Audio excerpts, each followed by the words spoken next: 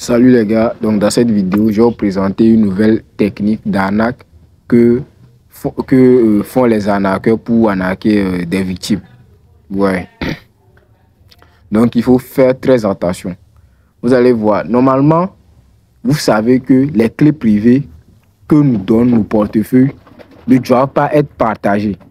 Ils sont confidentiels. Mais il y a d'autres, ils partagent des clés privées. Il y a certains, ce sont des arnaqueurs, ils partagent les clés privées n'importe où, en public. Sachant que eux aussi, ils savent que il ne faudra pas les partager. Hein, mais ils les partagent quand même. Ouais, ils les partagent quand même. Pour arnaquer des victimes. Ouais, un peu. Donc, comment ça se passe, l'arnaque? Vous savez quoi? Bon, je vais vous montrer une image. Comme vous le voyez, j'ai reçu ça sur un commentaire YouTube. Ouais, non. Donc, le commentaire dit que super contenu. Comme toujours, pouvez-vous m'aider avec quelque chose de non lié? Mon portefeuille au OKS contient des USDT et j'ai la phrase de récupération. Donc, il a donné les 12 mots. La phrase de récupération, là, il a donné ça. Ouais, non, c'est ça qui est entre les parenthèses. Donc, il a donné ça, sachant que les 12 mots ne doivent pas être dévoilés en public. Mais il a quand même envoyé ça ici. Ouais, non, pour attaquer ses victimes. Donc, maintenant, il dit, comment dois-je procéder pour les transférer vers Binance? Ouais, non. Donc, on va retourner vers le portefeuille. Donc, il peut passer par multiples phrases pour vous arnaquer. Si il vous envoie la phrase de récupération, sachez que c'est une arnaque. Ouais, non. Donc, c'est un peu ça. On va retourner vers le portefeuille. Ok. Donc là, vous allez voir que il a beaucoup d'USDT. Donc, il a déposé 1036 USDT sur le réseau Tron. Sachant que pour pouvoir retirer les USDT, vous devez payer les frais en Tron. Donc, ici, on a 1000 USDT qui nous fait $1000.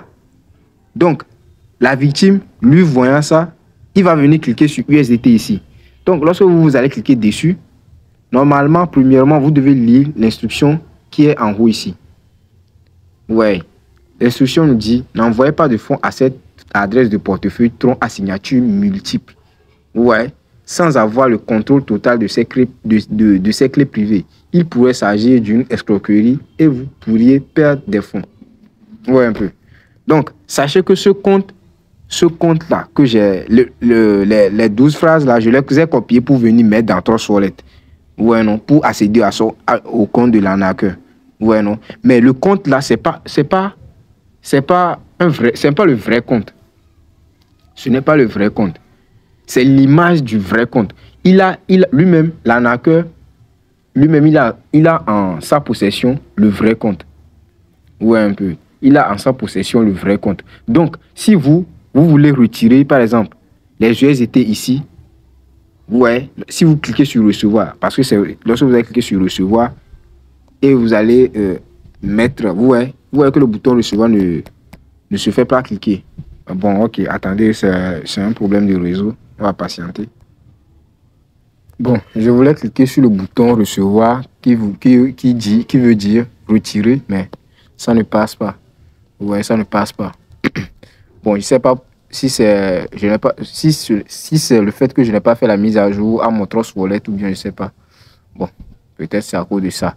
Mais ce que moi je veux vous dire, c'est que si vous voyez des portefeuilles comme cela, ne mettez pas, parce que pour pouvoir retirer, par exemple, si je rentre dans USDT et que je veux retirer les USDT là, si j'appuie sur recevoir, ils vont me demander mon adresse. Je vais mettre l'adresse. Ils vont me demander le montant retiré, je mets le montant. Maintenant, si je mets le montant, ils vont dire que les frais de tronc ne sont pas suffisants, que d'ajouter des troncs. Ouais, non. Parce que le Tether ici, l'USDT TRC20, le Tether ici est sur le réseau Tron. Vous voyez le petit logo de Tron sur le Tether, non? Donc, ça veut dire que c'est basé sur le réseau Tron. Donc, pour pouvoir retirer les Tether là, il faudra payer les frais en Tron. Ouais. Donc, pour cela, ils vont vous dire ils vont vous demander de déposer un peu de Tron sur le comment dire, sur le portefeuille. Donc, c'est comme cela que vous allez vous faire arnaquer. En déposant les troncs dessus, vous allez maintenant sur USDT.